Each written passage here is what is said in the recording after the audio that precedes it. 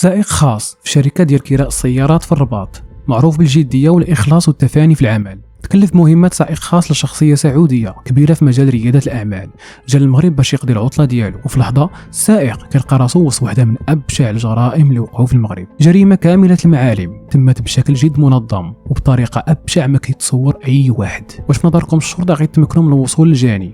وشنو الأدلة والآثار اللي غادي تمكنهم من الوصول للجاني؟ إذا كنتي من عشاق المحتوى ما تنساش تشترك في القناة وتفعل الجرس، غادي تلقى دائما قضايا جديدة وحصرية في القناة. هذه قصة ديال سائق خدام مع شركة ديال كراء السيارات في الرباط، راجل في الأربعينات كيبان عليه الحرص في خدمته، وهذا اللي خلى الشركة تختار باش يخدم مع زبون جاي من دول الخليج كسائح المغرب. كره هذا السائح الخليجي طوموبيل بسائقها لمدة ما محدداش، وبغى يدور بزاف ديال المدن المغربية طيلة أيام العطلة ديالو. مشات الأمور مزيان، والسائق ما كانش بالو نهائيا أنه غيكون في وسط نهاية مأساوية لهذا الزبون. السائق ما كانش في حياته شي حاجه مميزه، رجل كيقرب لل50، خدام كسائق في شركه ديال كراء السيارات في مدينه الرباط. حيت كان معروف بالاستقامه ديالو، الشركه كانت كتثق فيه واختاروه باش يكون رفقه الزبون الخليجي، يسوق به وقت ما بغى وفين ما بغى. في اول اسبوعين نقل مع الزبون الخليجي في مدن مختلفه، كان كيعرفوا بسميت حامد، كان راجل مرون وماشي من النوع اللي دغيا كيتقلق. السائق كان كيتفانى في خدمته وتلقى تعليمات من الشركه باش ما يتخلاش على الطوموبيل وما يخليش المفاتيح للزبون حتى في الويكاند. في نهار 1 يوليوز 2000 من بعد ما قضى السبت والحد مع العائله، جا السائق في الصباح مع 8 قدام الفيلا اللي ساكن فيها الزبون الخليجي. لقى الطوموبيل في بلاصتها في الكراج، دور الموتور باش تكون واجده من اللي يخرج الزبون، وبقى فيها لداخل شويه، من بعد خرج وشعل كارو. من بعد مده زاد واحد اخر، ولكن الزبون اللي كان ديما كيفيق بكري تاخر. مشى السائق قرب للباب اللي كان محلول، صونا عليه، ما كان حتى جواب. دخل من الباب ولكن ما لاحظ حتى حركه في الفيلا.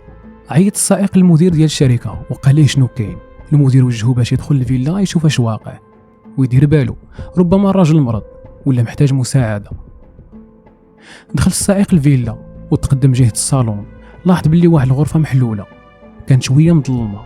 بدا كيبان ليه واحد الشخص فوق السرير. السائق بدا كيعيط ولكن ما كان حتى جواب ولا حركه.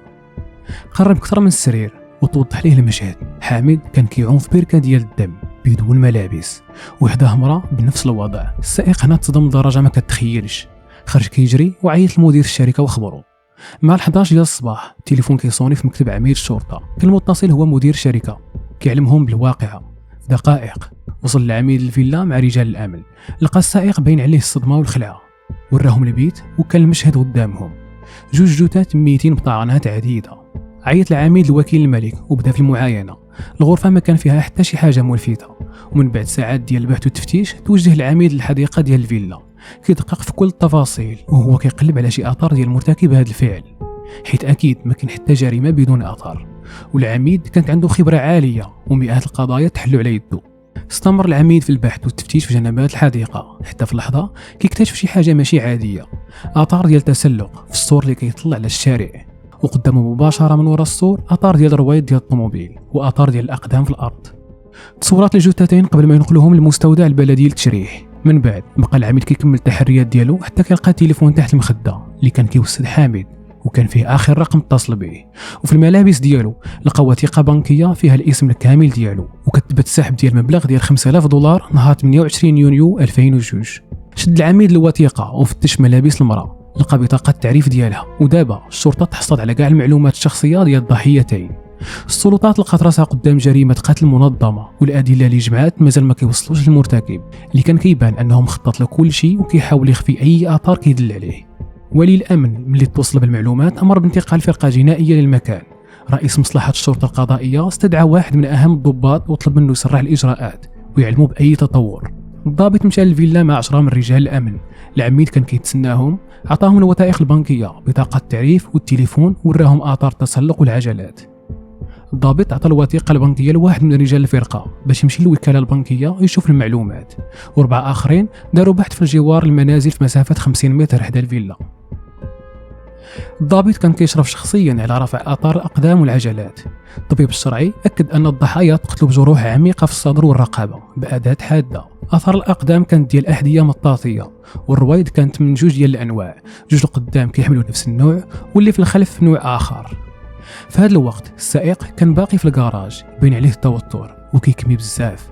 الضابط قرب ليه وسولو على اي حاجه كيعرفها على الزبون.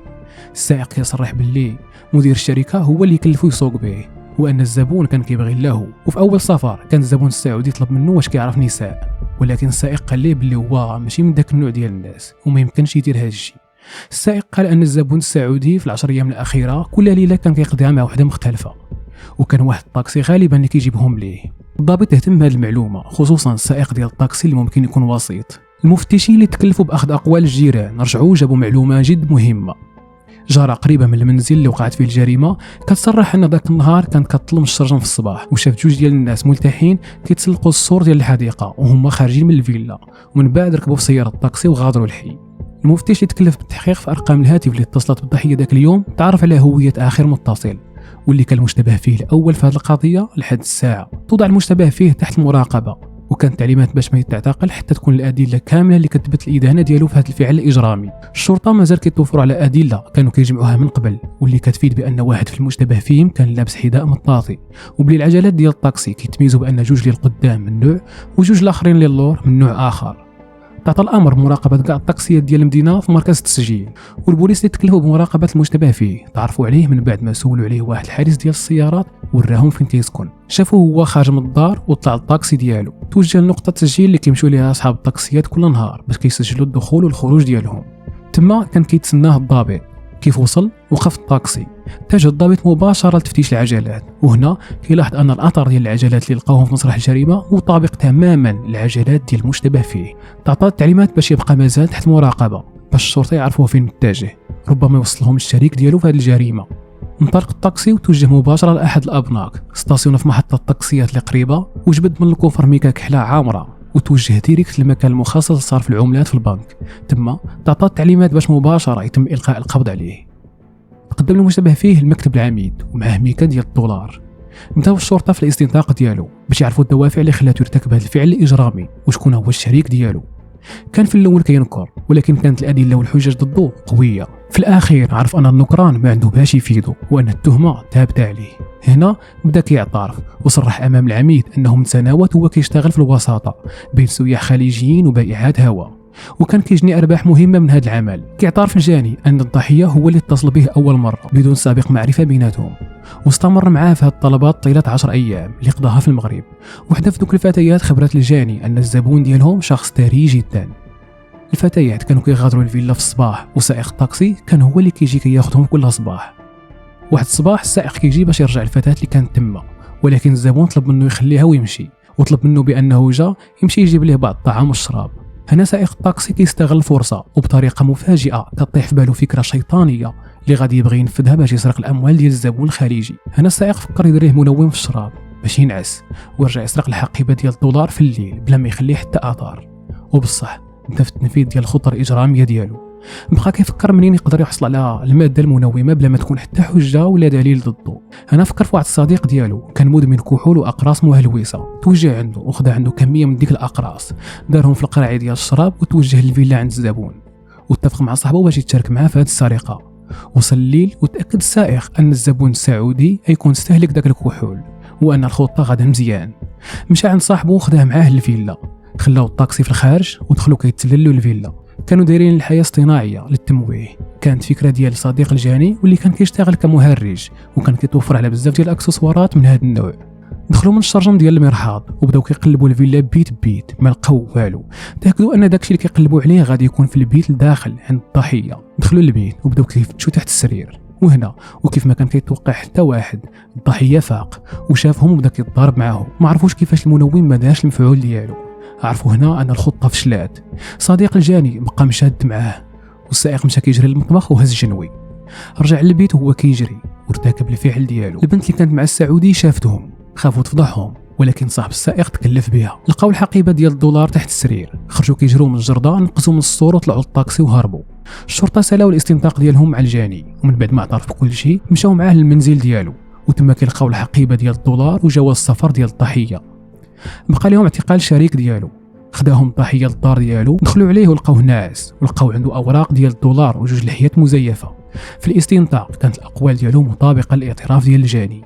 وهكا كتسالى القضيه ديال اليوم، والجاني والشريك ديالو خداو العقوبه اللي كيستحقوا، وكانت هذه وحده من ابشع الجرائم اللي وقعت في المغرب. اكتبوا لي في التعليقات شكون هو اكثر شخص شكيتوا فيه، واش السائق الخاص اللي كان معاه من اول مره، ولا وحده في دوك الفتيات، او لا السائق ديال الطاكسي. ما تنساوش دعم القناه بالاعجاب والاشتراك ديالكم. كنشكركم بزاف على الاستماع ديالكم، ونتلاقاو في القضيه الجايه.